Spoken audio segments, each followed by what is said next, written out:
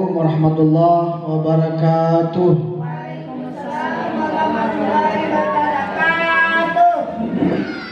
Alhamdulillahirabbil alamin.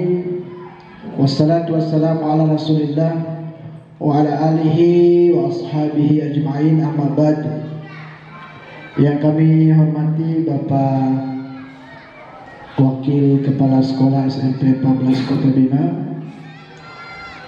yang kami hormati Bapak Ibu peserta sosialisasi budaya positif di sekolah oleh CGP Angkatan 8 Kota Bima. Yang kami banggakan Ibu Sri Wahyuningsih selaku CGP Angkatan 8 Kota Bima. Pertama-tama marilah kita mengucap syukur alhamdulillah atas rahmat dan karunia Allah Subhanahu wa taala, bahwa pada hari ini Allah masih memberi sehat kepada kita semua, masih diizinkannya untuk melakukan ikhtiar keilmuan. Semoga ini menjadi semangat untuk kita semua dalam rangka meningkatkan ketaatan kita kepada Allah. Salawat serta salam kita kirimkan kepada baginda Nabi Allah Muhammad sallallahu alaihi wasallam serta seluruh ahli dan para sahabatnya. Mudah-mudahan kita semua senantiasa bersalawat kepadanya, yang kemudian pada akhirnya kita mendapatkan syafaat beliau. Amin ya rabbal alamin. Bapak Ibu peserta sosialisasi yang kami hormati, sejenak mari kita sama-sama membuka kegiatan ini dengan membaca basmalah. Bismillahirrahmanirrahim.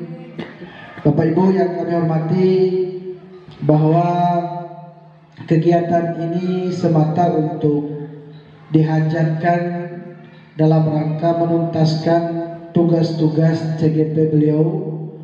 Mudah-mudahan kita mulai pembukaan sampai akhir nanti kita bisa mengikuti dengan seksama, dan di dalam proses ini nanti akan ada dialog dan diskusi bagaimana tanggapan respon kita semua atas apa yang beliau tunjukkan kepada kita semua pada hari ini.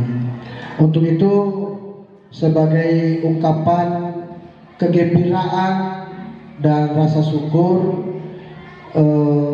kami minta kepada Bapak Kepala SMP 14 Kota Bima, yang dalam hal ini diwakili oleh Bapak Wakil Kurikulum, untuk menyampaikan sambutan atas karya-karya dari CGP kita pada hari ini. Kepada Bapak Buyung, disilakan.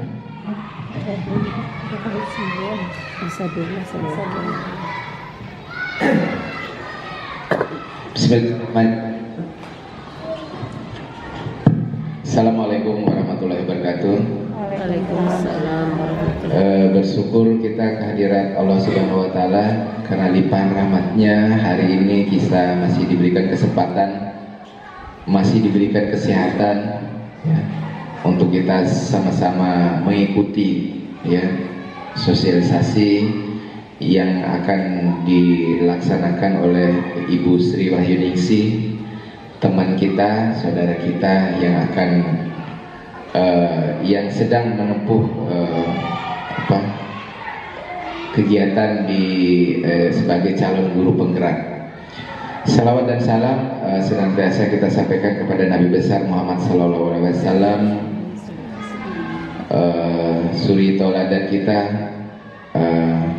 contoh terbaik, makhluk terbaik di muka bumi ini yang sudah Allah sempurnakan jalur nasabnya maupun segala sesuatu, sehingga beliau begitu tough, begitu kuat untuk menegakkan syariat Islam.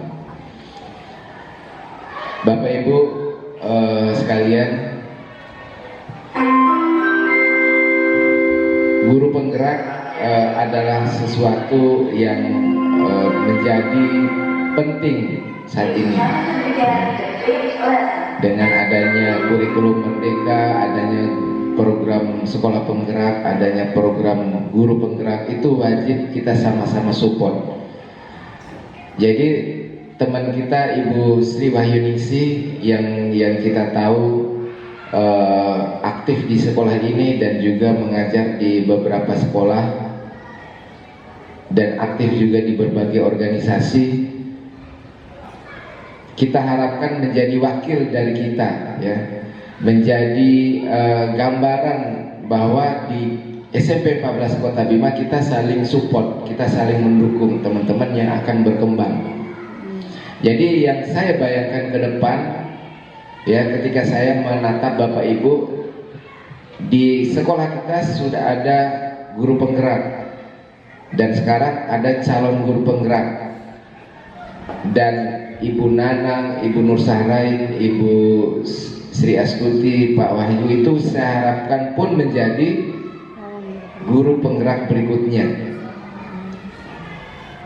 Karena menjadi guru penggerak ini sebuah kesempatan yang memang pemerintah menyediakannya untuk teman-teman guru yang mau berkembang. Sebuah kesempatan yang harus kita manfaatkan bersama-sama. Dan kalaupun tidak bisa kita support teman-teman yang akan menjadi guru penggerak. Dan yang penting, ya, yang penting pada akhirnya program sekolah penggerak, program guru penggerak itu akan menjadi motor bagi kita untuk mengembangkan anak-anak, untuk mengembangkan budaya-budaya positif di sekolah, untuk mensosialisasikan apa-apa yang menjadi program pemerintah. Jadi saya harapkan Bapak Ibu sekalian supaya berikutnya ikut juga guru penggerak, dan saat ini mari kita sama-sama dengarkan, mari kita sama-sama ikuti bagaimana, ya, budaya positif di sekolah. Karena bagaimanapun ilmu yang didapatkan oleh Ibu Sri Wahyuningsi selama menjadi calon guru penggerak itu wajib untuk kita ikuti, wajib untuk kita support bersama.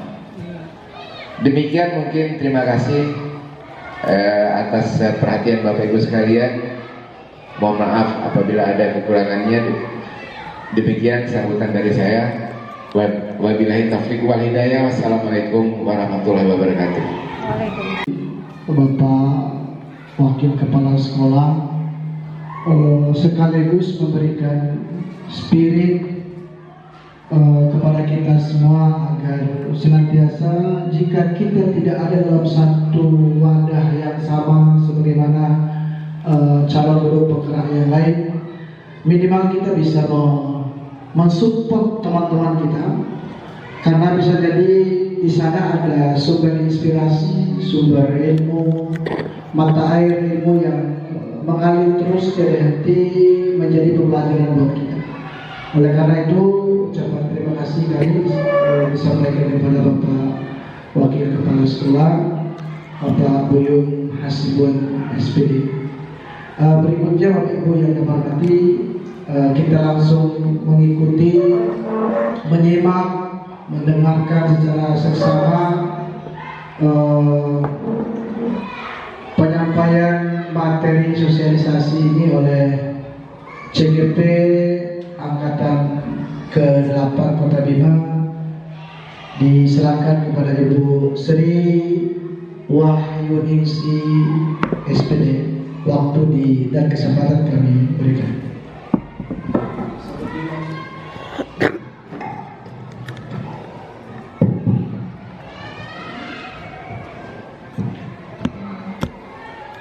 Assalamualaikum warahmatullahi wabarakatuh. Alhamdulillah, segala puji syukur kita panjatkan kehadirat Allah Subhanahu wa taala yang telah melimpahkan kita banyak kenikmatan, nikmat iman, nikmat Islam, dan terutama terutama sekali nikmat sehat ya kepada kita sehingga kita dapat berkumpul pada siang hari ini di tempat tercinta kita yaitu ruang guru kita. Tak lupa juga salawat dan salam kita aturkan kepada junjungan kita Nabi besar Muhammad SAW yang telah mengantarkan kita cahaya Islam, cahaya kebenaran. Semoga kita juga yang ada di sini termasuk umat-umatnya beliau yang mendapatkan syafaatnya di yaumil akhir nanti. Sebelumnya saya ucapkan banyak terima kasih kepada Bapak dan Ibu guru hebat hari ini yang telah meluangkan waktunya kepada saya untuk bisa berkumpul melakukan kegiatan sosialisasi budaya positif di sekolah. Terima kasih banyak dan terutama untuk Bapak Kepala Sekolah ataupun yang mewakili Pak Buyung, terima kasih. Pak Sarifudin telah membantu saya atau kita berkolaborasi ya dalam kegiatan pada siang hari ini. Insya Allah hari ini saya akan melakukan sosialisasi budaya positif di sekolah yang merupakan penimbasan dari kegiatan pendidikan guru penggerak angkatan 8. Baik ya, saya mohon izin untuk berdiri. Ya. Untuk budaya positif di sekolah ini sangat penting sekali ya, terutama untuk peserta didik kita, yaitu untuk murid kita, yang mana dengan budaya positif ini kita bisa menciptakan karakter-karakter positif yang kita harapkan selama ini pada murid kita. Kita ketahui murid kita dengan karakternya yang berbeda-beda, dengan ciri khasnya dan sebagainya yang berbeda-beda, kita bisa sesuatu yang mungkin masih negatif itu bisa menjadi sesuatu yang positif. Baik, sebelumnya saya ingin bertanya dulu, sebenarnya pada saat kita mendengar kata atau istilah budaya positif, apa yang terpikir di pikiran kita? Apa yang terbesit? Budaya positif itu apa sebenarnya? Dari pemikiran Bapak dan Ibu guru, kita sering dengar positif atau budaya positif seperti itu. Sesuatu yang baik-baik. Ya, Ibu Ira, silakan.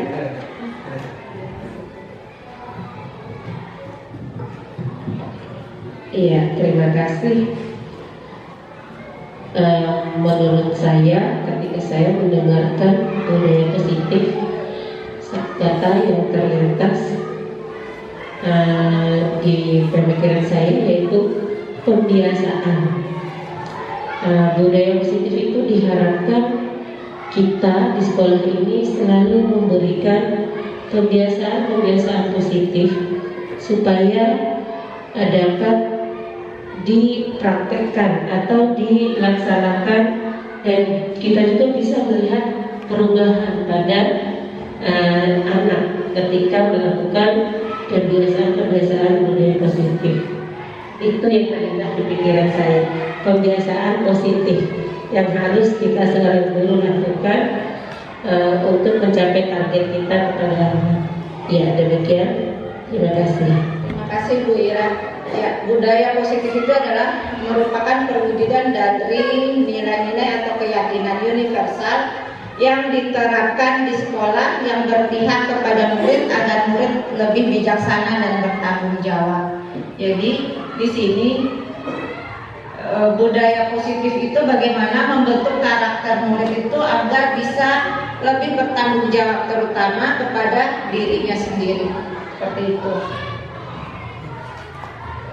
Baik, untuk konsep budaya positif di sini, insya Allah pada siang hari ini saya akan menyampaikan 8 konsep budaya positif. Yang pertama itu adalah perubahan paradigma stimulus respon. Yang kedua tentang disiplin positif. Yang ketiga nilai-nilai kebajikan. Keempat keyakinan kelas. Kelima motivasi perilaku manusia. Keenam kebutuhan dasar manusia. Ketujuh posisi kontrol guru, dan yang terakhir adalah segitiga restitusi.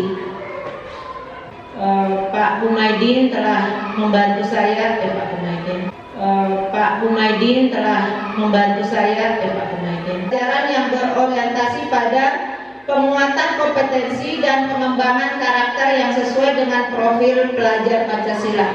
Kita ketahui sekolah kita menggunakan kurikulum Merdeka Belajar, yang mana kurikulum Merdeka Belajar ini mengacu kepada karakter moral, yaitu profil pelajar Pancasila. Profil pelajar Pancasila ini memiliki 6 dimensi. Yang pertama itu adalah beriman, bertakwa kepada Tuhan Yang Maha Esa dan berakhlak mulia. Itu yang pertama. Yang kedua, kebinekaan global. Yang ketiga, bergotong royong. Keempat, kreatif. Kelima, bernalar kritis. Dan yang terakhir adalah mandiri. Itu adalah 6 dimensi profil pelajar Pancasila yang diharapkan kita bisa mewujudkan dalam karakter murid kita di sekolah. Baik, ini adalah perubahan paradigma stimulus respon. Jadi paradigma stimulus respon ini adalah bagaimana cara kita berpikir terhadap orang lain, cara kita berpikir terhadap murid kita, cara kita berpikir terhadap dunia. Jadi cara kita berpikir secara realitas yang ada, seperti itu. Itu adalah perubahan paradigma stimulus respon. Mungkin bisa kita simulasikan dulu dalam sebuah bentuk permainan, yang mana mungkin berpasangan ya. Ibu, mungkin bisa di sini bersama Ibu Sri Astuti.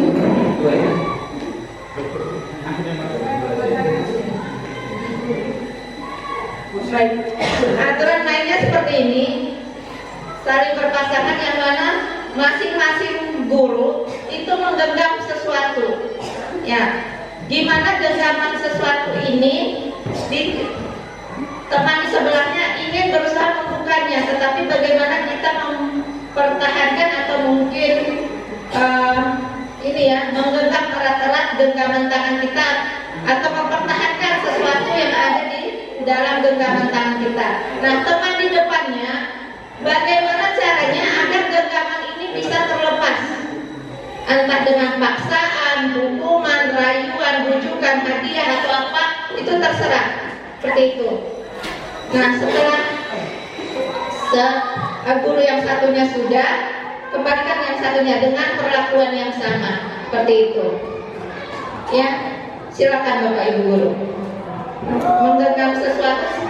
Genggaman ini, dalam genggaman ini itu saja sesuatu yang sangat berharga sekali. Seperti itu. Jadi bagaimana kita mau menyerahkannya atau tidak kepada pasangannya. Terserah pasangannya mau memperlakukan agar temannya di depan itu mau melepaskan genggamannya atau enggak, dengan paksaan, bujukan, rayuan, hadiah ataupun apapun. Seperti itu. Bisa dengan geli-gelian gitu. Tidak bisa. Bagaimana dia bisa membuka tangannya ini? Makanya tadi saya lihat ada luar biasa, ada punya jiran.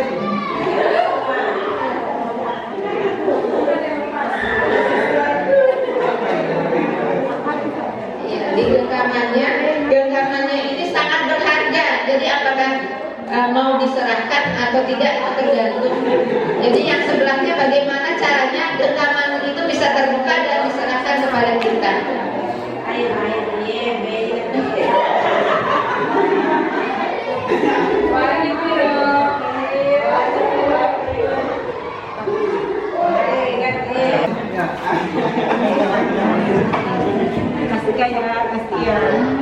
Kasih ya. Cium dulu.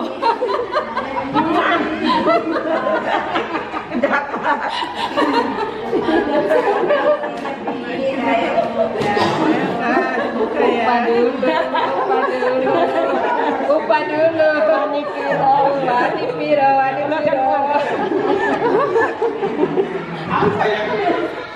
Kau udah dikembalikan.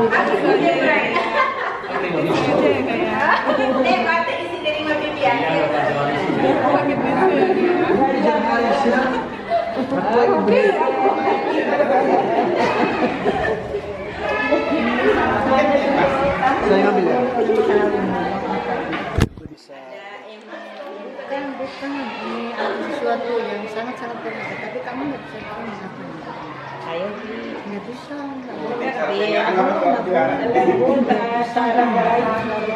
Harus dibuka ini. Kalau kamu mau buka ini, kamu harus sesuatu dulu nggak bisa. Ada sesuatu untuk Naik pada suara permainan.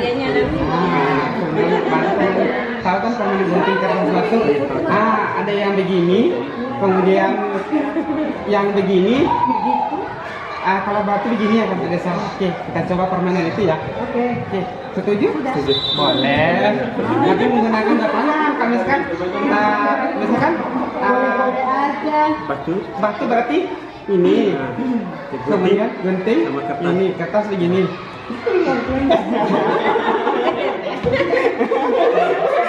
Yang mana dulu tadi sih Lawan tangan kanan berarti ada tangan kanan ya. Ya jelas saya demokrasi. Tangan kanan. Tapi kan sebagai teman jadi kita harus menggunakan tangan kanan. Kamu kiri kita bagus ya berarti ada tangan kanan. Enggak.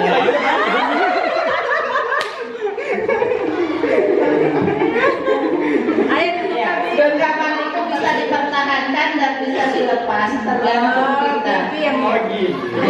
Sebenarnya di sini kontrol kita adalah segala sesuatu itu yang mengontrol itu bukan orang lain sebenarnya, diri kita, tapi tergantung apa kepentingan kita, apa keperluan kita terhadap apa yang dilakukan. Seperti itu, kayak tadi genggaman tangan ini kan sangat berharga sebenarnya, tapi tergantung kita. Kayak misalnya ada kebutuhan, saya mau melepas genggaman ini, yang penting saya dikasih hadiah, seperti itu.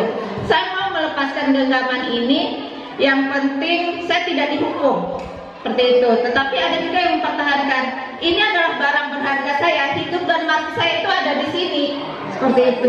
Terus kenapa saya harus menyerahkannya kepada orang lain? Itu. Jadi bisa juga dipertahankan. Jadi tergantung kebutuhan kita itu apa sebenarnya. Jadi posisi kontrol yang paling utama itu adalah diri kita sendiri. Hanya kita yang bisa mengontrol diri kita. Jadi kita tidak bisa mengontrol orang lain. Seperti itu. Ada miskonsepsi makna kontrol.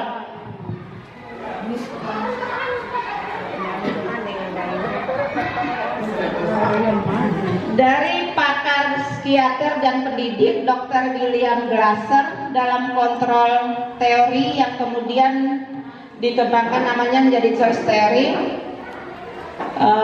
meluruskan beberapa miskonsepsi tentang makna kontrol. Yang pertama, ilusi tentang guru mengontrol murid. Di sini adalah bagaimana seorang guru itu bisa mengendalikan murid kita. Jadi murid kita itu merasa ya sudah, saya serahkan semua keputusan itu ada di guru, seperti itu. Itu ada yang pertama, ilusi guru mengontrol murid. Yang mana di sini murid mengizinkan dirinya untuk dikontrol. Kayak tadi ya, ada mungkin Ibu Hajar sama Ibu Ira, walaupun barangnya itu begitu berharga, tetapi dengan imbalan sesuatu akhirnya bisa diambil alih oleh Ibu Hajar genggamannya, seperti itu. Jadi intinya murid itu menyerahkan atau mengizinkan dirinya untuk dikontrol guru. Jadi dia akan sukses kalau dia sudah bisa diatur oleh guru. Intinya seperti itu. Yang kedua, ilusi bahwa semua penguatan positif dan efektif dan bermanfaat. Di sini penguatan positif atau bujukan adalah bentuk-bentuk kontrol. Segala usaha untuk mempengaruhi murid agar mengulangi suatu perilaku tertentu adalah suatu usaha untuk mengontrol murid. Di sini kemungkinan murid menyadari dan mencoba untuk menolak bujukan kita, atau bisa jadi murid tersebut menjadi tergantung pada pendapat sang guru. Jadi ada penguatan positif, efektif dan bermanfaat. Jadi di sini bagaimana murid itu mau menerima dan bisa menolak apa yang disampaikan oleh guru, apa yang dikontrol guru. Jadi kadang kan kita melihat kondisi di kelas, ada yang oh iya bu, tetapi juga ibu seperti itu. Kan ada yang seperti itu juga. Jadi ada yang menerima dan ada yang menolak seperti itu. Yang keempat, ilusi bahwa kritik dan membuat orang merasa bersalah dapat menguatkan karakter. Di sini seorang guru membuat muridnya merasa bersalah atas tindakan murid tersebut. Itu. Jadi guru mengontrol murid lewat perasaan bersalah. Dan yang keempat, yaitu ilusi orang dewasa memiliki hak untuk memaksa. Jadi ada kita memaksakan kehendak kepada murid agar murid bisa mengikuti aturan yang sudah kita tetapkan. Ini tuh lanjut next. Nah, seperti ini perubahan paradigma stimulus respon. Bagaimana pandangan kita terhadap dunia nyata sebenarnya. Dalam di sini stimulus respon melawan teori kontrol. Jadi teori kontrol itu adalah sebuah teori kenyataan, teori yang mana kita mampu kontrol diri kita sendiri. Stimulus respon tentang dunia itu misalnya realitas bahwa kebutuhan kita semua sama. Kita menganggap murid itu kebutuhannya sama, tetapi pada realitasnya, pada teori kontrolnya, bahwa kebutuhan murid itu berbeda-beda. Walaupun mungkin murid itu berasal dari orang tua yang sama, tetapi bisa jadi kebutuhannya tetap berbeda-beda. Terus yang stimulus respon yang selanjutnya ada perilaku buruk dilihat sebagai suatu kesalahan, tetapi pada teori kontrol semua memiliki tujuan. Jadi kadang kita guru itu kalau siswa misalnya berlarian itu adalah sebuah kesalahan, tetapi untuk teori kontrol segala sesuatu itu pasti memiliki tujuan. Siswa lari-lari atau siswa ke meja temannya atau siswa mengganggu temannya belajar. Jadi segala tindakan itu ada tujuannya. Seperti itu. Next saja. Ini untuk hukuman, konsekuensi, dan restitusi.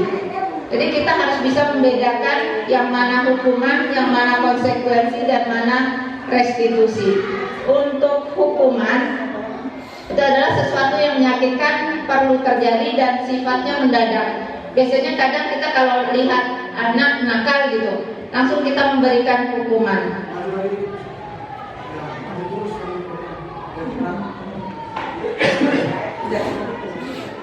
Seperti itu ya Bapak Ibu.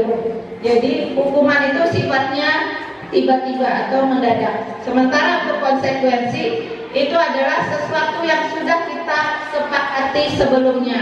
Dan di sini anak mungkin akan merasa nyaman karena dia tahu konsekuensi apa yang akan dia dapatkan jika dia berbuat sesuatu. Itu yang dinamakan dengan konsekuensi. Jadi kalau kita terbiasa mungkin di kelas di awal masuk itu ada kesepakatan yang sudah dibuat, terutama untuk wali kelas ya.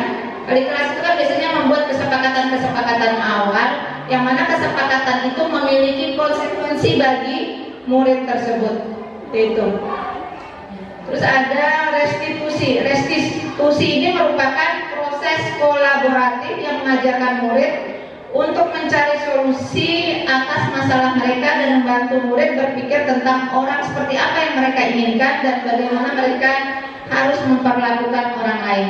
Untuk restitusi ini, bagaimana guru dan murid itu melakukan kolaborasi yang mana mencarikan solusi dari permasalahan yang ada. Misalnya, murid ini mengalami kenakalan di kelasnya. Bagaimana kita mencarikan solusi bersama murid tersebut, apa yang dia inginkan, terus kita lakukan, suruh untuk melakukan apa yang sudah jadi keputusan mereka, seperti itu. Itu untuk restitusi. Ini ada disiplin positif.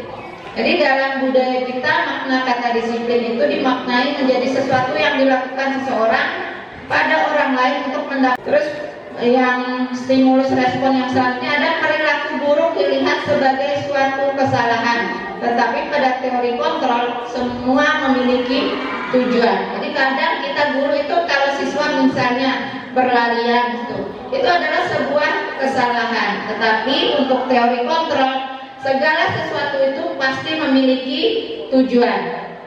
Kayak siswa lari-lari atau siswa ke meja temannya atau siswa mengganggu temannya belajar. Jadi segala tindakan itu ada tujuannya. Seperti itu. Oke, next saja. Ini untuk hukuman, konsekuensi, dan restitusi. Jadi kita harus bisa membedakan yang mana hukuman, yang mana konsekuensi, dan mana restitusi. Untuk hukuman, itu adalah sesuatu yang menyakitkan, perlu terjadi, dan sifatnya mendadak. Biasanya kadang kita kalau lihat anak nakal gitu, langsung kita memberikan hukuman. Untuk konsekuensi, itu adalah sesuatu yang sudah kita sepakati sebelumnya. Dan di sini anak mungkin akan merasa nyaman karena dia tahu konsekuensi apa yang akan dia dapatkan jika dia berbuat sesuatu. Itu yang dinamakan dengan konsekuensi. Jadi kalau kita terbiasa mungkin di kelas di awal masuk itu ada kesepakatan yang sudah dibuat, terutama untuk wali kelas ya. Wali kelas itu kan biasanya membuat kesepakatan awal, yang mana kesepakatan itu memiliki konsekuensi bagi murid tersebut. Itu. Terus ada restitusi. Restitusi ini merupakan proses kolaboratif yang mengajarkan murid untuk mencari solusi atas masalah mereka dan membantu murid berpikir tentang orang seperti apa yang mereka inginkan dan bagaimana mereka harus memperlakukan orang lain. Untuk restitusi ini, bagaimana guru dan murid itu melakukan kolaborasi yang mana mencarikan solusi dari permasalahan yang ada. Misalnya, murid ini mengalami kenakalan di kelasnya.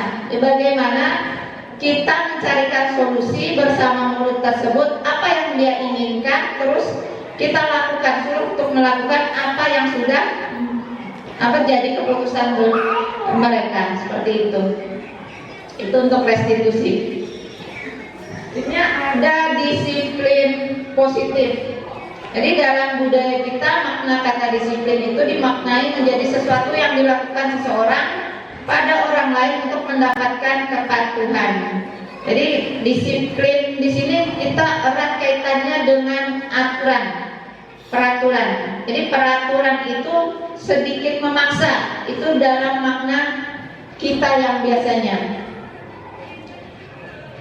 Tapi dalam kaitannya pemikiran Ki Hajar Dewantara yang sejalan dengan pandangan Dian Gosen, dia mengatakan bahwa arti dari kata disiplin itu berasal dari bahasa Latin disciplina, yang artinya belajar.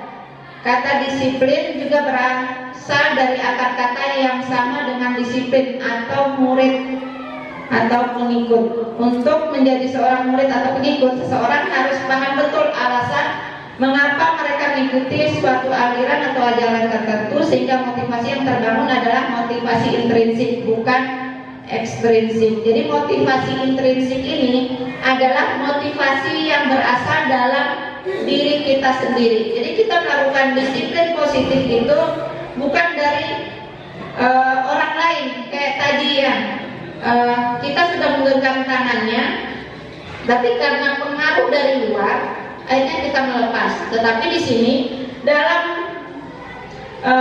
disiplin positif itu yang terbangun harus dalam diri kita sendiri, kesadaran diri kita sendiri. Jadi kalau kita tidak menyadari apa yang kita lakukan, apa yang kita butuhkan, dan apa efek dari yang kita lakukan, maka itu tidak akan bisa terjalan secara baik. Ya, kalau misalnya disiplin itu dilakukan karena faktor eksternal atau faktor dari luar, itu hanya berlaku untuk sementara waktu saja. Misalnya pemberian hukuman itu juga mungkin sebuah motivasi eksternal, bisa dikatakan seperti itu. Itu hanya berlaku pada saat kegiatan saja, pada saat itu terjadi. Tetapi beda pada saat motivasi itu berasal dalam diri kita sendiri. Jadi ada kesadaran dalam diri kita untuk melakukan sesuatu. Misalnya tadi motivasi eksternal menyuruh memungut sampah. Memungut sampah itu hanya dilakukan pada saat disuruh itu saja karena takut dan sebagainya. Tetapi pada saat motivasi itu berasal dalam diri kita sendiri, secara refleks kita pasti melakukan tanpa disuruh ataupun diperintah. Kita pasti memungut sampah tersebut karena itu berasal dari diri kita sendiri. Nilai-nilai kebajikan adalah nilai yang disepakati bersama, terlepas dari suku, bangsa, agama, bahasa maupun latar belakang. Jadi nilai-nilai kebajikan ini adalah sifat-sifat positif manusia yang merupakan tujuan mulia yang ingin dicapai setiap individu. Jadi tujuan dari kita melakukan disiplin positif tadi adalah ini, nilai-nilai kebajikan yang berupa profil pelajar Pancasila. Seperti yang sudah saya jelaskan di awal, bahwa dimensi-dimensi atau nilai-nilai kebajikan ini yang pertama itu adalah beriman dan bertakwa kepada Tuhan Yang Maha Esa dan berakhlak mulia. Yang kedua, kebinekaan global, bergotong royong, kreatif, bernalar kritis dan mandiri. Ini adalah nilai-nilai yang ingin kita tanamkan dalam diri murid kita di sekolah. Ini adalah motivasi perilaku manusia. Yang dosen dalam bukunya mengatakan ada 3 motivasi perilaku manusia. Jadi manusia itu melakukan sesuatu itu ada motivasinya. Yang pertama itu adalah untuk menghindari ketidaknyamanan atau hukuman. Itu yang motivasi yang pertama. Bagaimana dia menghindari sebuah hukuman atau ketidaknyamanan yang akan dia dapatkan. Dia akan berpikir, seandainya saya melakukan sesuatu, itu bagaimana? Itu. Seandainya saya tidak melakukan sesuatu, itu bagaimana? Itu. Itu yang pertama. Dia menghindari hukuman. Yang kedua, mendapatkan imbalan atau penghargaan dari orang lain. Jadi motivasi yang kedua ini, bagaimana dia termotivasi untuk melakukan sesuatu itu karena imbalan atau hadiah. Biasanya kadang di sekolah murid itu akan mau melakukan sesuatu atau mau menjawab pertanyaan. Kalau kita sudah mengatakan nanti akan ibu beri sesuatu seperti itu, atau nanti akan mendapatkan hadiah, maka murid akan termotivasi untuk menjalankan apa yang diperintahkan oleh guru. Yang pertama dan yang kedua ini motivasinya adalah motivasi eksternal. Jadi motivasi yang berasal dari luar, bukan dalam dirinya sendiri, bukan karena kesadaran dirinya. Yang ketiga adalah menjadi orang yang mereka inginkan dan menghargai diri sendiri dengan nilai-nilai yang mereka percaya. Jadi yang ketiga ini adalah bagaimana dia bisa menghargai dirinya sendiri untuk melakukan sesuatu. Seperti itu. Yang ketiga ini adalah motivasi yang berasal dalam dirinya sendiri. Seperti itu. Next. Baik. Ini adalah keyakinan kelas. Keyakinan kelas ini dibentuk agar murid kita mendapatkan kenyamanan dalam setiap pembelajaran, agar terciptanya disiplin positif. Jadi ini yang merupakan tahapan-tahapan dalam membuat keyakinan kelas. Tahapan yang pertama itu adalah mempersilahkan murid untuk bercurah pendapat tentang peraturan yang perlu disepakati di sekolah. Jadi pada saat kita membuat keyakinan kelas, tahapan yang pertama yang ingin kita lakukan adalah menyuruh murid. Biasanya kita menggunakan kertas kecil itu yang seperti di tembok itu. Kita menyuruh murid untuk bercurah pendapat tentang apa yang mereka inginkan untuk disepakati menjadi keyakinan kelas. Yang kedua, mencatat semua masukan-masukan para murid, baik itu boleh di papan tulis ataupun di kertas yang besar, di mana semua murid bisa melihat hasil curah pendapatnya. Kayak tadi mungkin bisa kita dituliskan di kertas terus ditempelkan di papan tulis. Jadi murid bisa melihat apa saja curah pendapat yang sudah mereka kemukakan. Yang ketiga, menyusun keyakinan kelas sesuai dengan prosedur pembentukan keyakinan kelas. Jadi di sini mengganti kalimat-kalimat negatif menjadi kalimat-kalimat positif. Biasanya kan siswa membuat kalimat itu sesuai dengan pikiran mereka. Misalnya kalimat negatifnya, jangan berlari di kelas atau di koridor. Tetapi kalimat positifnya, berjalanlah di kelas. Itu. Jadi kita mungkin bisa mengungkapkan tidak boleh berlari, tetapi kita seharusnya mengatakan berjalanlah, bukan berlari. Itu yang keempat, tahapan yang keempat adalah tinjau kembali daftar curah pendapat yang sudah dicatat. Selanjutnya, murid menemukan nilai kebajikan atau keyakinan yang dituju dari peraturan tersebut. Selanjutnya ada tinjau ulang secara bersama-sama lagi tentang apa yang sudah disepakati. Mungkin masih ada yang kurang atau ada yang perlu ditambahkan. Itu. Terus selanjutnya menyetujui hasil keyakinan kelas, yang mana disetujui ini di bawahnya ada tanda tangan semua murid di kelas tersebut. Seperti itu.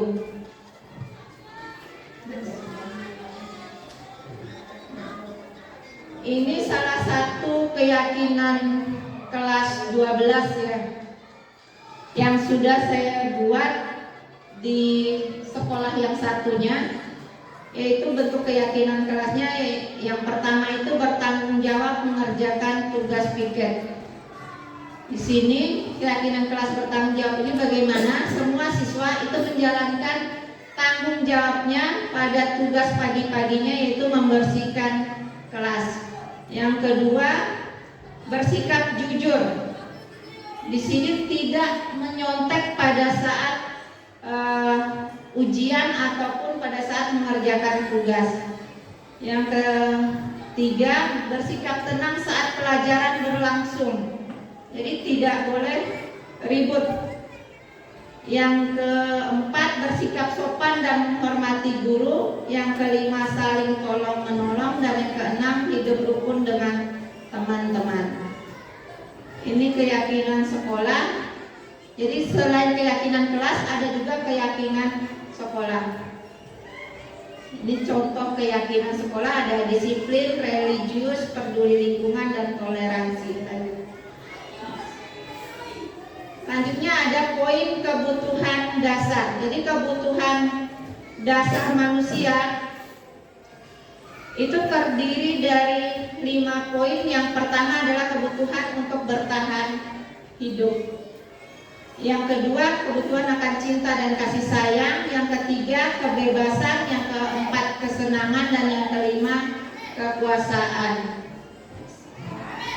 Kelima, kebutuhan dasar manusia. Untuk kebutuhan bertahan hidup itu misalnya kebutuhan akan makanan, pakaian, rumah, kesehatan, kebutuhan biologis. Jadi kebutuhan survival ini adalah kebutuhan bagaimana seseorang itu bisa bertahan hidup dengan kebutuhannya tersebut. Jadi dia tidak akan bisa bertahan hidup tanpa kebutuhannya. Kayak kita kebutuhan pokok mungkin ya, bisa dikatakan seperti itu untuk kebutuhan bertahan hidup.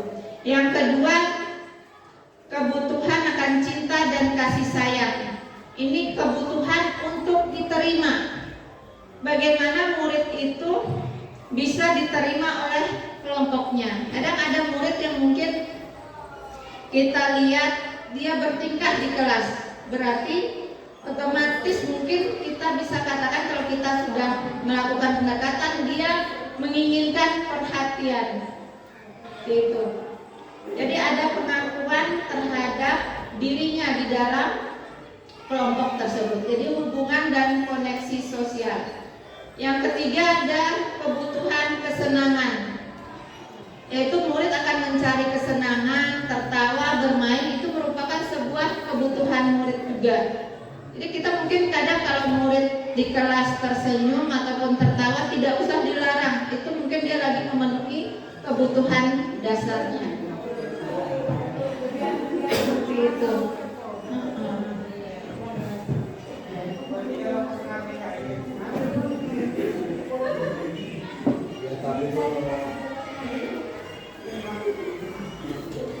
Terus selanjutnya ada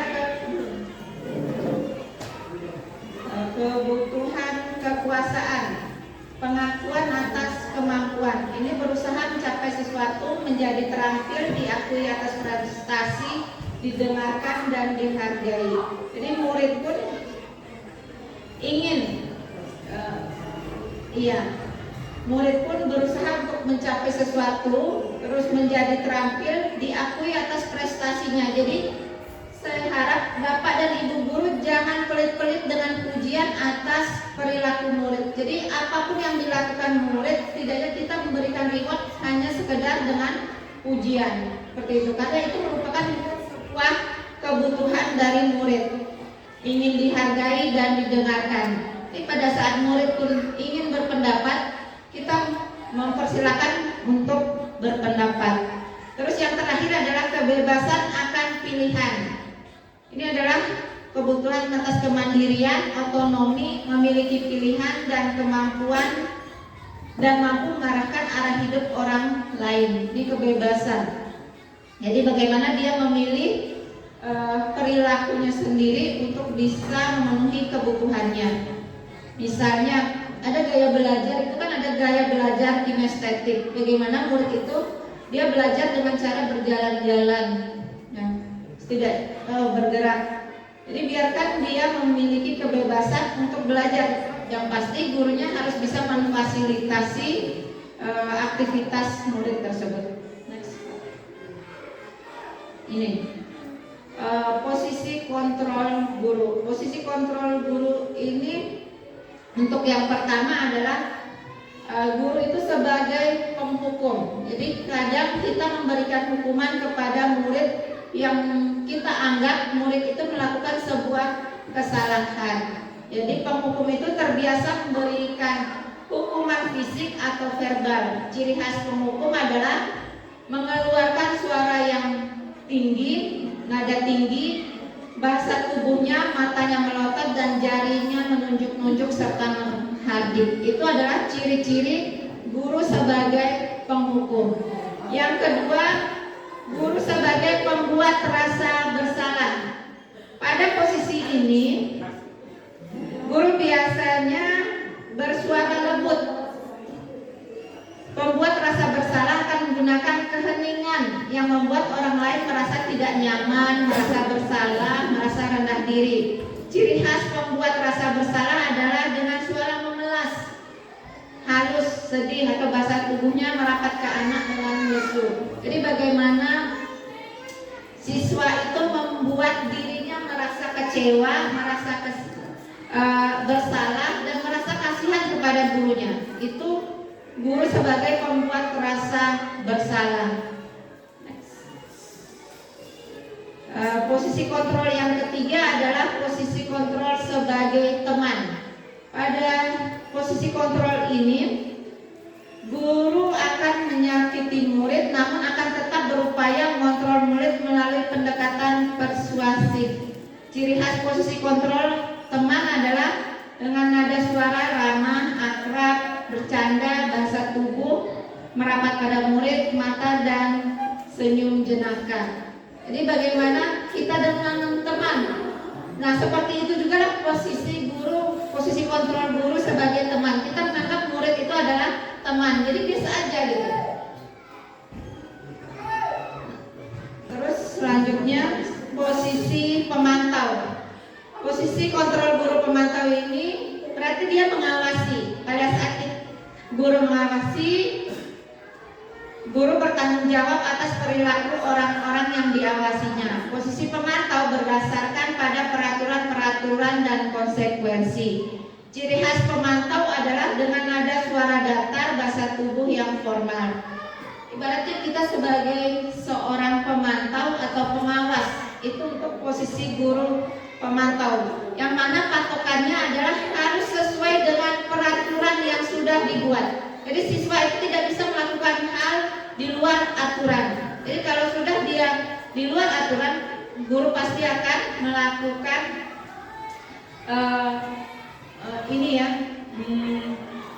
melakukan apa sih namanya, memberikan teguran kepada murid tersebut atas kesalahannya jika melakukan sesuatu di luar peraturan. Dan yang terakhir adalah posisi kontrol sebagai manajer. Jadi posisi ini di mana guru berbuat sesuatu bersama dengan murid, mempersilahkan murid mempertanggungjawabkan perilakunya, mendukung murid agar dapat menemukan solusi atas permasalahannya sendiri. Jadi tujuan akhir dari 5 posisi kontrol seorang guru adalah pencapaian posisi manajer, di mana posisi ini murid dapat menjadikan pribadinya yang lebih mandiri, merdeka dan bertanggung jawab atas segala perilaku dan sikapnya agar dapat menciptakan lingkungan positif, nyaman dan aman. Jadi ciri khas posisi kontrol adalah dengan suara tulus, bahasa tubuh tidak kaku dan mendekat ke murid. Jadi posisi manajer ini adalah guru dan murid itu melakukan kolaborasi. Jadi bagaimana guru dan murid itu menemukan solusi secara bersama-sama untuk mencapai kesepakatan bersama agar tercipta lingkungan yang positif. Jadi murid akan merasa nyaman karena pada saat dia melakukan kesalahan, dia tahu bahwa kesalahan itu adalah merupakan proses pembelajaran. Seperti itu. Dengan begitu, murid tahu dengan cara apa dia akan memperbaiki kesalahannya tersebut. Jadi posisi kontrol guru manajer ini adalah posisi kontrol guru yang paling ideal, yang mana ini bisa membentuk karakter murid tadi menjadi karakter yang dengan profil pelajar Pancasila. 5 kalimat yang dilontarkan guru kepada muridnya. Kalimat yang pertama, patuhi aturan saya, awas jika membangkang. Ini termasuk posisi kontrol guru yang mana?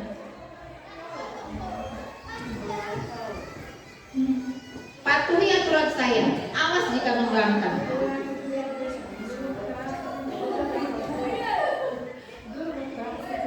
Posisi kontrol penghukum, rasa bersalah, teman, pemantau atau manajer. Penghukum ya, patuhi aturan saya, awas jika membangkang. Jadi ada kata awas jika membangkang, berarti dia akan memberikan hukuman jika tidak mematuhi aturannya. Yang kedua, gimana coba kalau orang tua kamu tahu kamu berbuat salah begini? Itu guru sebagai posisi pembuat rasa bersalah. Yang ketiga, ya sudah kali ini tidak apa-apa, nanti bapak baru bereskan ya. Mana?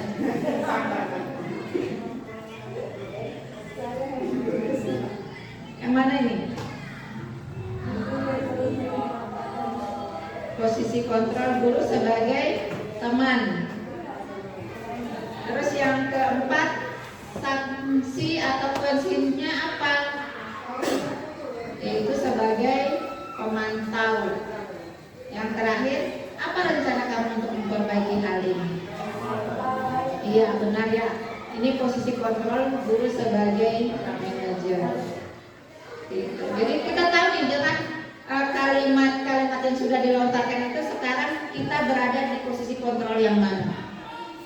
Tidak usah dijawab, cukup kita minta. Dan yang terakhir tentang segitiga restitusi. Segitiga restitusi ini adalah suatu proses dialog yang dijalankan oleh guru atau orang tua agar dapat menghasilkan murid yang mandiri dan bertanggung jawab. Di sini segitiga restitusi restitusi ini bagaimana guru dan murid menyelesaikan permasalahan itu bersama-sama dengan cara 3 tahapan. Yang pertama itu adalah menstabilkan identitas. Yang kedua, validasi tindakan yang salah. Dan yang ketiga, menanyakan keyakinan.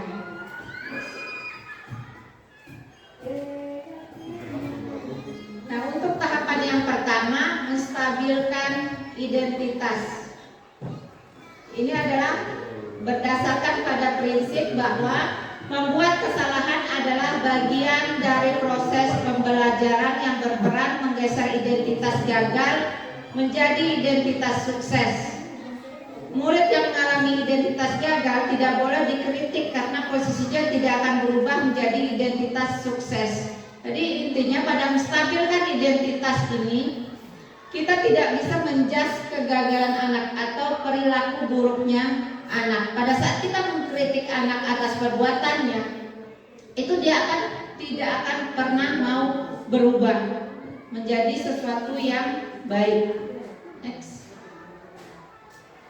Yang tahapan yang kedua adalah validasi tindakan yang salah. Ini berdasarkan prinsip bahwa setiap perilaku berupaya memenuhi suatu kebutuhan tertentu. Guru akan menggeser dari pemikiran stimulus respon menjadi proaktif dan mencoba mengenali tujuan perilaku murid, mengenali dan mengakui kebutuhan murid, dapat memperbaiki hubungan dengan murid dan pernyataan-pernyataan disampaikan dengan nada suara tidak memojokkan atau menghakimi sehingga dapat mengendalikan murid pada posisi positif. Yang tahapan yang ketiga adalah menanyakan keyakinan. Murid akan diberikan pertanyaan-pertanyaan yang dapat memunculkan serta meningkatkan motivasi intrinsik.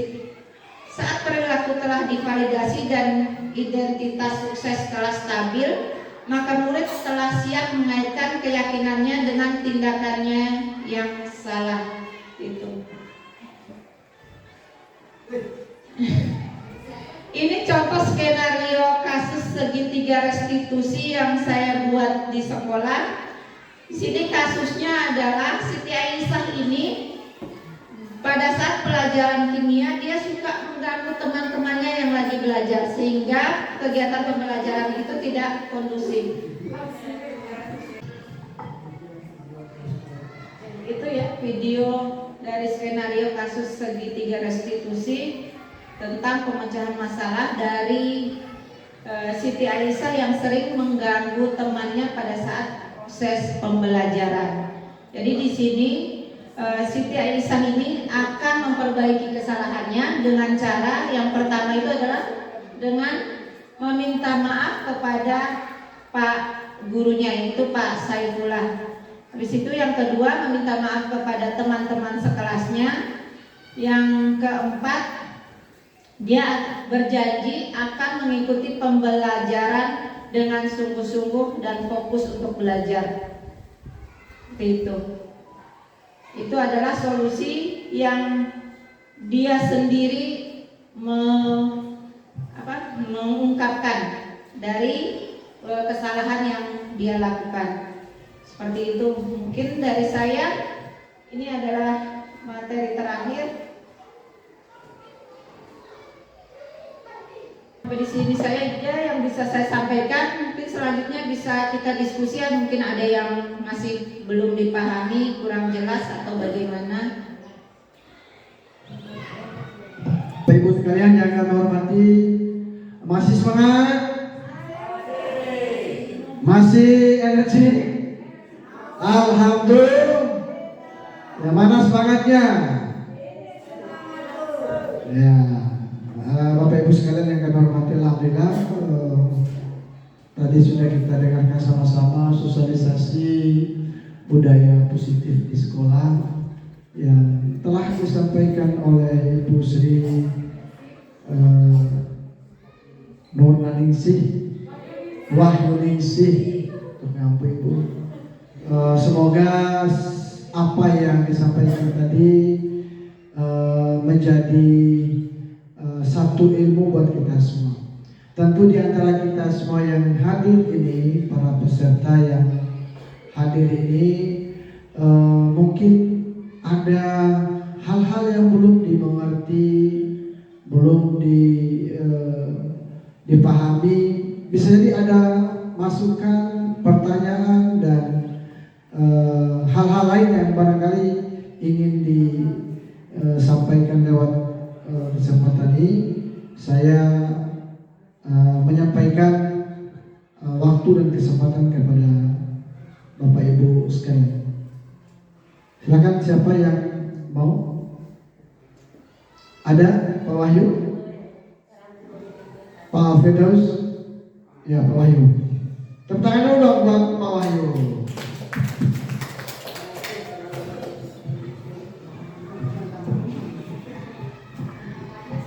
Oke, terima kasih kepada Bapak Moderator yang telah memberikan kesempatan. Saya langsung saja. Saya tidak ingin bertanya sebenarnya, lebih kepada cerita pengalaman pribadi. Terlepas dari jenis guru, entah dia tipe pekokong, pemantau, kemudian manajer dan segala macamnya, saya punya pengalaman, mungkin saja Bapak dan Ibu di sini bersama. Ketika kita menjadi sangat akrab dengan siswa di dalam kelas, artinya kita mungkin tipe teman ibaratnya. Justru dengan kita dekat dengan mereka, malah mereka tuh jadi seenaknya saja. Artinya mereka bebas berjalan ke sana ke sini karena kita kurang tegas, karena kita anggap mereka itu seperti teman, udah biarkan aja. Ada saatnya jalan, ada saatnya belajar. Nah, dari pengalaman yang saya dapat, terlalu bebasnya kita sebagai guru pun juga mereka manfaatkan untuk ibarat saya bahasa semena-mena gitu. Kalau bahasanya ibu nggak boleh kita hukum karena berkaitan dengan kurikulum merdeka. Makanya saya mungkin ingin menanyakan mungkin ya ke Ibu Sri Wahyuningsih, punya pengalaman seperti itu atau Ibu Sri Wahyuningsih lebih ke tipe kita dengarkan dulu lah apa yang menjadi permasalahan dari baru kita dibuat tadi kayak tadi apa segitiga restitusi. Saya kira tadi segitiga bermuda ke segitiga biru kata Bu Wisna. Oke, terima kasih, itu saja terkait dengan materi dan segala macamnya itu nanti di pemahaman saya aja. Terima kasih. Saya Assalamualaikum warahmatullahi wabarakatuh. Ya, segitiga merah, segitiga bermuda tadi. Sebelum direspon mungkin ada tambahan satu lagi biar sekalian diberikan tanggapan. Ibu Jo, ya Pak Abdurrahman.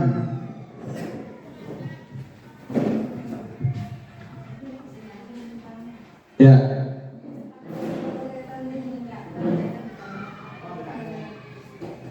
Terima kasih materi dan moderator.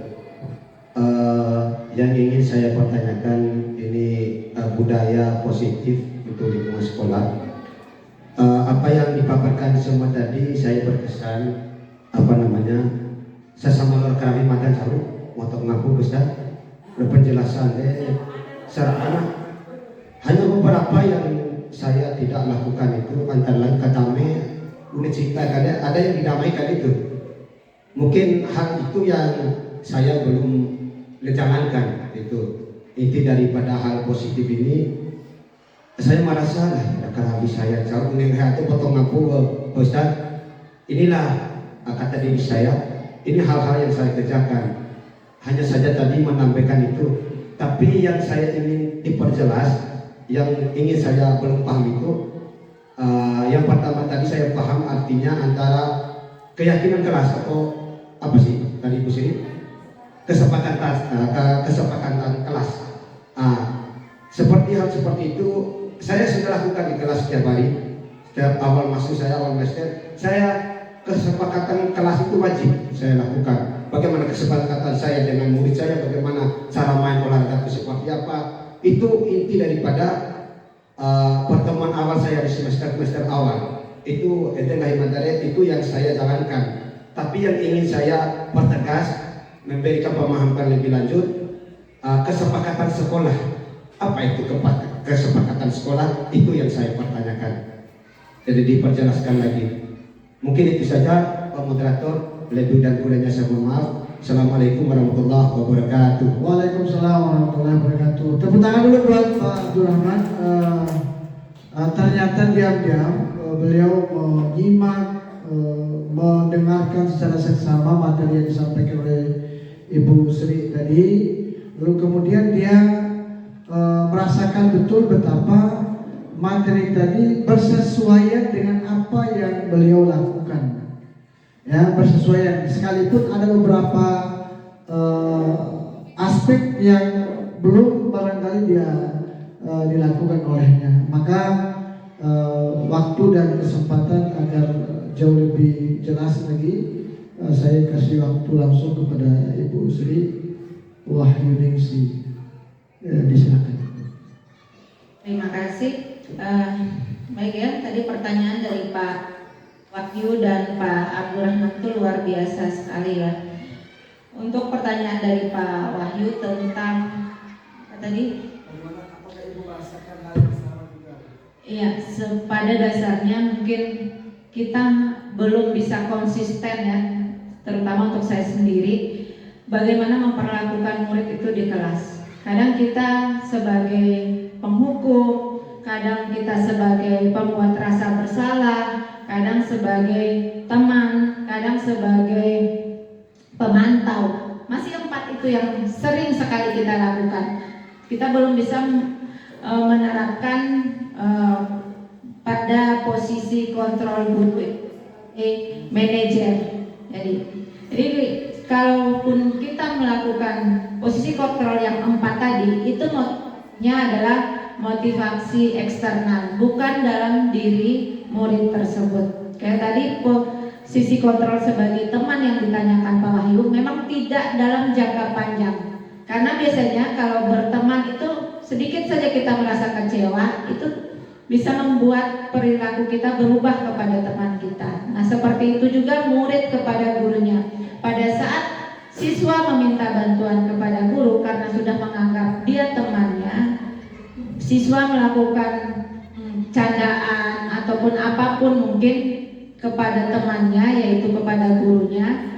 Pada saat gurunya menepik karena mungkin guru punya harga diri, seperti itu, guru juga tidak semua apa yang diminta murid itu bisa dilakukan karena punya etik dan aturan tersendiri kepada kode etiknya guru, seperti itu. Nah, pada saat itulah murid akan merasa kecewa. Oh, guru itu sudah bukan lagi teman saya. Rasa kekecewaan murid tersebut itu yang akan membuat perilaku murid kepada guru itu berubah. Seperti itu. Dia tidak akan mau menuruti apa yang akan diarahkan oleh guru tersebut. Jadi murid itu hanya memiliki motivasi baiknya dalam jangka pendek karena berasal dari dirinya. Makanya motivasi kontrol guru yang terbaik itu adalah manajer. Posisi kontrol guru manajer itu yang paling baik, di mana murid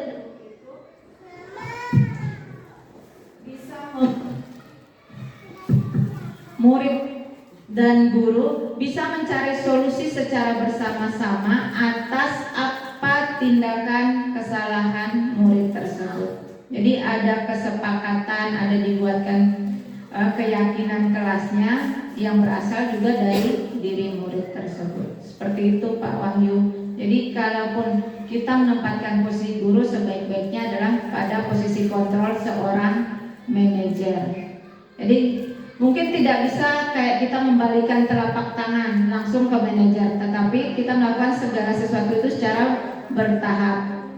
Seperti itu. Itu mungkin dari saya Pak Wahyu ya. Selanjutnya untuk Pak Rahman tentang apa tadi? Kesepakatan sekolah. Pada dasarnya kesepakatan ataupun keyakinan ini sama, yang mana keyakinan ini dibuat oleh guru dan murid. Kalaupun kesepakatan ataupun keyakinan sekolah, itu semua warga sekolah itu terlibat untuk membuat keyakinan sekolah tersebut. Seperti itu. Jadi kepala sekolah, wakaset, terus guru, sama murid itu semuanya terlibat dalam membuat keyakinan-keyakinan tersebut. Mengapa harus keyakinan sekolah atau keyakinan kelas, bukan peraturan sekolah? Biasanya kita di sini kan biasanya menggunakan peraturan sekolah ya. Siswa harus seperti ini, siswa harus seperti ini, seperti itu. Tetapi di sini keyakinan kelas atau keyakinan sekolah itu berasal dari diri siswa tersebut. Jadi mereka membuat keyakinan itu karena keinginannya gitu, bukan karena terpaksa. Jadi bisa dibilang ikhlas membuat segala sesuatu itu. Jadi kalau kita ikhlas itu kan enak untuk melakukannya. Tidak ada rasa paksaan, tidak ada rasa tertekan, itu. Ya, jadi semangatnya itu berasal dari kita. Kayak Pak Rahman tadi sudah membuat kesepakatan dengan murid. Nah, seperti itu juga kesepakatan antara keyakinan sekolah tersebut. Jadi enak gitu, ada aturan mainnya dan konsekuensinya apa kalau dilanggar, apa yang harus dilakukan. Jadi sudah sampai hasil akhir bisa dibilang.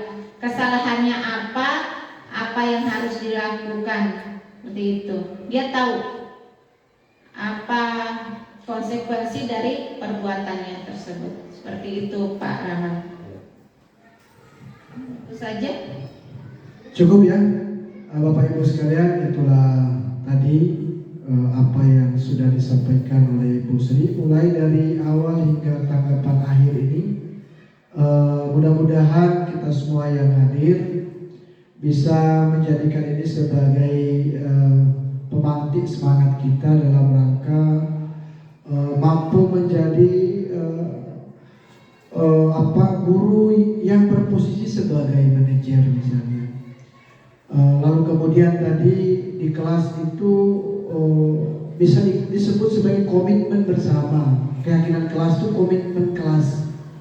Mengapa menghindari istilah aturan? Aturan itu semata dibuat sepihak. Dalam kurikulum Merdeka itu dirubah istilah yang menjadi keyakinan karena ada pelibatan siswa di dalamnya. Aturan itu dibuat bersama-sama dan dibuat itu atas motivasi intrinsik gitu, dari dalam diri mereka sendiri, tidak ada paksaan, sehingga hukuman yang dihadirkan oleh sekolah berdasarkan apa yang telah disepakati oleh, kalaupun ada hukuman, karena dalam kurikulum Merdeka tidak ada istilah hukuman. Saya kira demikian Bapak Ibu sekalian. Selamat beraktivitas, semoga apa yang kita niatkan hari ini, dan kita berdoa kepada Allah Subhanahu wa taala semoga Ibu Sri Wahyuningsi selaku calon guru penggerak angkatan ke-8 senantiasa diberi sehat, dibimbing dalam kebaikan, terus dimudahkan dalam setiap urusannya. Kita tutup kegiatan sosialisasi budaya positif di sekolah oleh CGP kita semua dengan sama-sama baca hamdallah. Subhanakallahumma wa bihamdika asyhadu an la ilaha illa anta astaghfiruka wa atubu ilaik. Billahi taufiq wa hidayah. Assalamualaikum warahmatullahi wabarakatuh.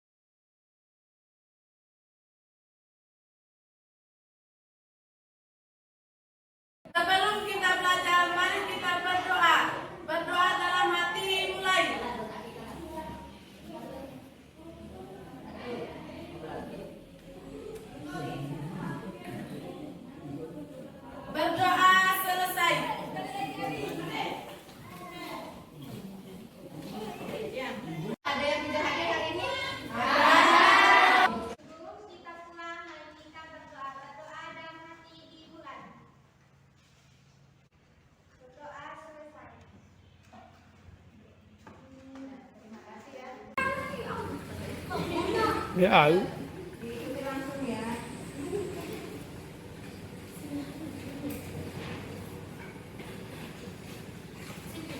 Ya, di jalan.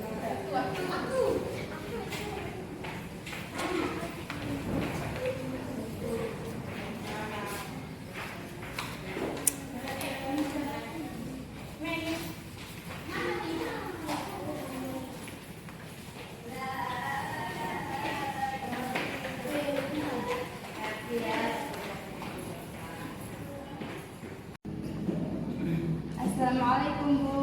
Waalaikumsalam warahmatullahi wabarakatuh. Ibu memanggil saya. Iya Aisyah, silakan duduk.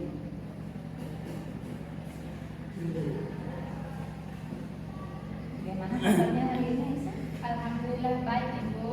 Ibu gimana kabarnya? Alhamdulillah baik juga.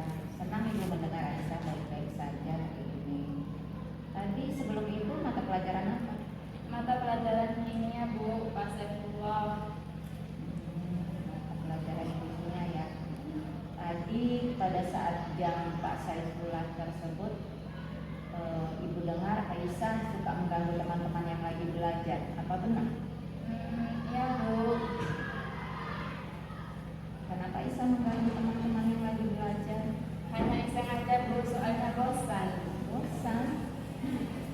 Apa Aisyah tahu aturannya pada saat pembelajaran kamu? Tahu Bu, belajar sungguh-sungguh dan berkonsentrasi. Apa yang Aisyah lakukan tadi? Apakah sudah sesuai keyakinan kelas kita? Tidak sesuai Bu. Keyakinan kelas apa yang tidak sesuai dengan perbuatan Aisyah? Menghormati dan menghargai orang lain Bu. Apakah tindakan Aisyah tersebut bisa dibenarkan? Maaf Bu, Aisyah salah, Aisyah minta maaf. Aisyah membuat kesalahan itu manusiawi, hal yang wajar. Jadi jadikan kesalahan yang Aisyah buat itu sebagai pembelajaran ke depannya. Tapi tidak boleh diulangi ya. Baik Bu. Apa yang akan Aisyah lakukan untuk memperbaiki kesalahan tersebut? Saya akan meminta maaf kepada Pak Saifullah dan teman-teman sekelas dan tidak akan mengulanginya lagi. Saya akan belajar sungguh-sungguh dan berkonsentrasi dengan baik, serta saya akan meminta penjelasan lebih rinci kepada Pak Saifullah jika ada yang belum saya mengerti. Bagus sekali Aisyah. Kira-kira kapan Aisyah akan meminta maaf kepada Pak Saifullah? Insya Allah hari ini Ibu. Baik Aisyah, tetap semangat ya dan rajin belajar. Terima kasih Bu. Baik, silakan kembali. Ibu ingin bertanya dulu, apakah materi kali ini bisa kalian pelajari dengan baik? Bisa. Sudah dimengerti? Sudah. Ada yang masih membingungkan tidak? Tidak ada. Baik, kira-kira untuk pembelajaran kita hari ini, di mana ekspresi kalian? Hari ini senang sekali ya itu ekspresi kalian hari ini. Berarti pembelajaran hari ini sangat menyenangkan.